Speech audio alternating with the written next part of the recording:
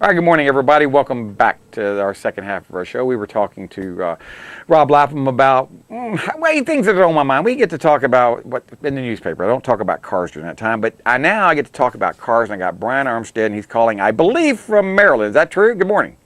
Good morning. Yes, I am. How are you this morning? Doing well. Are you still are you in Maryland, or are you on the road again? I am in Maryland, my friend. I am in Maryland. Yeah. You sound better. You don't sound all horsey and coffee and congested this week. Well, let's see what happens 3 minutes from now, and then tell me that. Well, now the Mazda 6, it's been around a long time, hasn't it?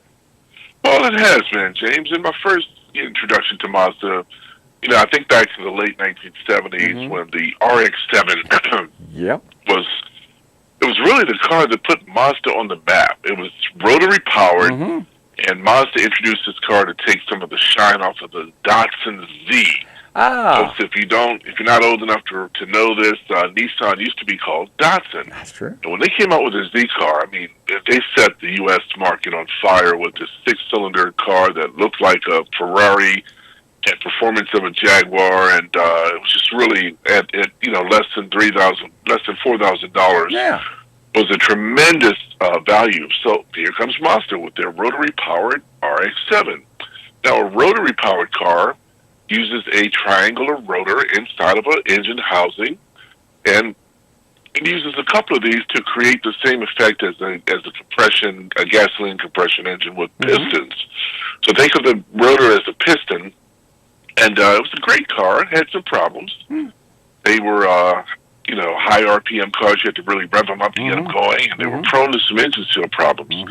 But that doesn't mean that Mazda was out of the performance driving game, because one thing that, Mazda doesn't give itself enough credit for, and I know they have the Zoom Zoom tagline and all of that, but they don't give themselves enough credit for having performance-oriented automobiles. From top to bottom, Mazdas are fun to drive. The Mazda 3, for example, fun to drive automobile. All of their SUVs, the CX-9, the CX-5, the CX-3, these are fun to drive crossovers that, in addition to being fun to drive, haul a bunch of stuff. Yeah.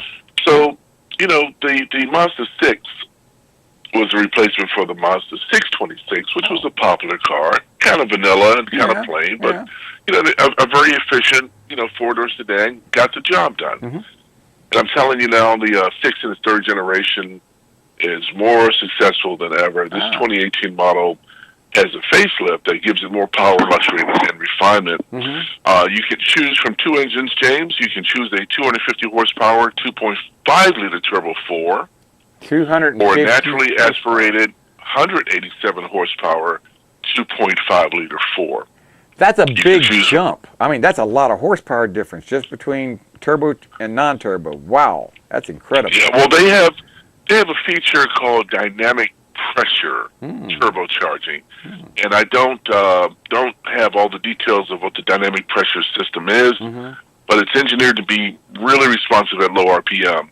They also have a unique feature that includes cylinder deactivation, so the 4-cylinder models become 2-cylinder models at between 25 and 50 miles an hour. Get out of here. So that's incredible. Right, good. That is incredible. Yeah. And, when you need the performance, you get back to your 4 cylinders, but when you're just in steady state cruising, boom. Bro, that's 25 to... Yeah, I know they've done that on V8s on Chevrolet and things like that, but I didn't, and Honda's done it, but that's so neat that they've gone 4-cylinder down to 2-cylinder. That's pretty incredible. And Mazda also is in testing of their compression ignition gasoline engine, James. What is that? A compression ignition? Well, it's just what I said. And let me inform your audience that compression ignition generally means diesel. Yeah. Now, this is a spark-assisted compression ignition engine. So what I'm thinking is that instead of having like 4 spark plugs, they've developed a way to have one, and I may be wrong about this, but they've developed a way to have maybe a single spark plug ignite all of the It might be. cylinders. I don't know. Maybe. Or maybe it's. So stay tuned for Yeah. that. More details. I'm to excited that, to hear about that. Yeah. It's they've already won awards for this technology: compression ignition, gasoline engine. That's when compression ignition. I think of diesel, but when you say gasoline, that's like exactly. wow. That's got to be. Yeah, they're doing that for the gas mileage, I guess. That's the only reason they're doing it. Performance. Well, but no. Of course, they have to meet the corporate average fuel economy requires the so-called CAFE standard. Yeah. But Mazda has always been that kind of car company. They've always pushed the envelope in terms of how to make their cars more efficient. You'll never see a V8 powered Mazda. They stick to their sweet spot. Yeah. And they do it very well. So they're just trying to maximize, just like they took the rotary engine as far as it could go, and I think it was a little bit too long, but they took it as far as it could go. They want to maximize all of the technology that the engineers can imagine, and I gotta applaud them for that. That is pretty incredible. Now the Mazda 6 is offered with a 6-speed automatic or a 6-speed manual on the 626 Sport. That's incredible to be able to get a 6-speed manual these days. It is, yeah. Now the Mazda 6 comes in different trim levels.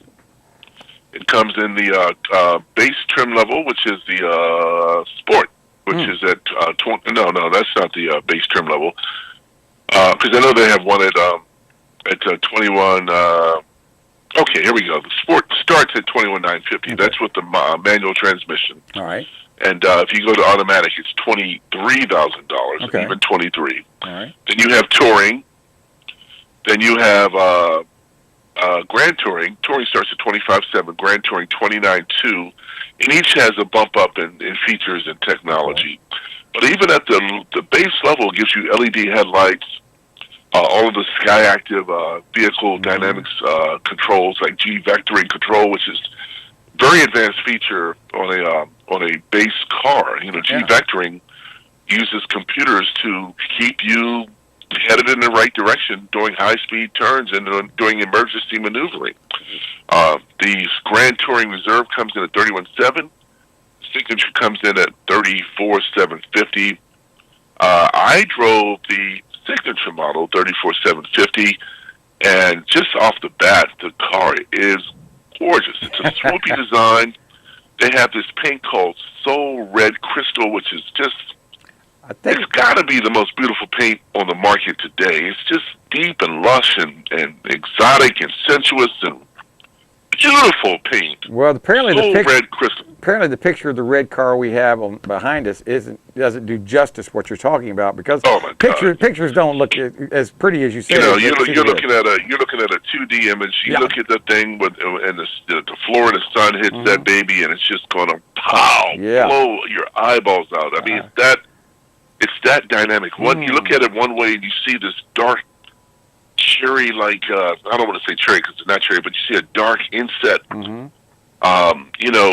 And then you stand back and then it lights up like a red flame. It's just an amazing paint job, and only a $595 premium over the base paint. I mean, this paint is rocking. Any Mazda that I'm buying, and it's available across the entire model line.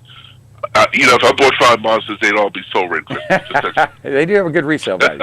They do have good resale value too. They do.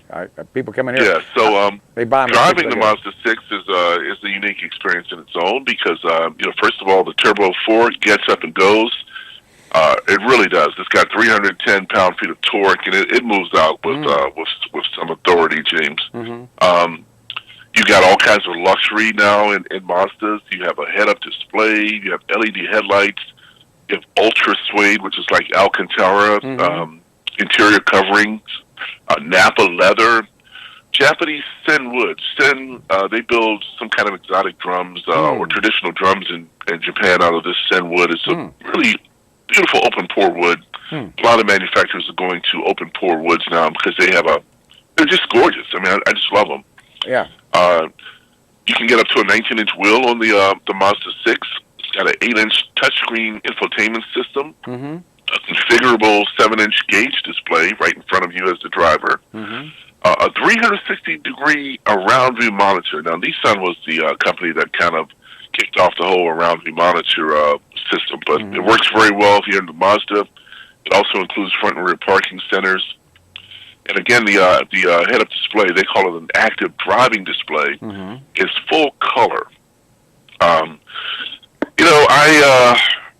Mazda espouses to a lot of different Japanese customs and traditions.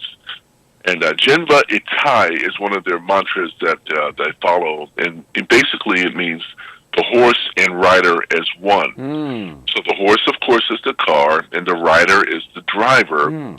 And, when you get behind the wheel of a Mazda, it's just a different experience, when you're driving a Honda, when you're driving a Toyota.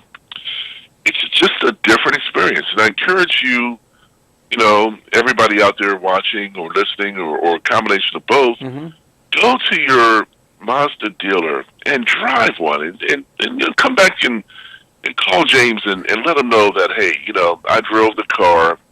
I agree with what Bryan had to say. It's a unique experience. It's totally different. And I bet you'll say you'll like the experience of driving a Mazda. Well, the prices are off the charts.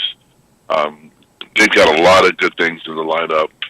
Again, the Mazda lineup includes, let me go back over here to... I can't get over the price being $21,000 for the base model with a 6-speed transmission. But, that's pretty darn good. I'm kind of confused how it jumps up almost $14,000. I mean, it's not like it... I don't know. I think that, and I don't want to criticize them because I don't have exactly what's included between the base and the full tilt model. But that seems like a large jump for a car in this class to go from 21 to all the way up to 34, $13,000, whatever. But there's nothing wrong with the $34,000 model. It's got everything inside. It's really well done. So who am I to say? Well, but don't forget the Mazda also makes the MX-5, which is perhaps the most popular sports car in the world. Wow! So they've got a great lineup. They've got special offers on their website, MazdaUSA.com. And I know I'm a little short today, but I'll be back. You got another minute. Be headed to Texas on Monday to test drive the Hyundai Veloster, the 2019 Hyundai Veloster. So hopefully I'll be in good shape next week and be able to join you guys next Thursday, to talk about the 2019 Hyundai Veloster. Now, before we get off on this Mazda, these Mazdas, is this the first year they come out with direct injection, or I don't think it is. I think they've been out. Oh, no. Okay. No, there's nobody. Everybody has direct injection. But the only thing I know is, who would have ever thought years ago back in the 70s that a 4-cylinder engine could put out 250 horsepower stock that ran smooth? I mean, would you have thought that back then? And I forgot to add that just about every Mazda is a top safety pick for the from the Insurance Institute of Highway Safety. They're very safe automobiles. No longer do you have to buy German to buy safe cars. I mean, the Japanese have really, and the Koreans, have really stepped up the safety game. They have. I got to admit, that's a lot of the cars I have are from Kia to Mazda. I've had all those, and they are very safe cars and great resale value. You wouldn't think they'd be resale value, but even Mazdas, Kia. Well, Kias don't have great resale value, but they're great buys if you plan to keep them for a long time. Absolutely, they are. They really are. Thank you so much. We got to go. We're on against the clock, and it's Bryan Armstead. And thank you so much. And call again next week. We'd love to hear these reports about these new cars coming out, and people get a chance to go by and check them out at the car lot.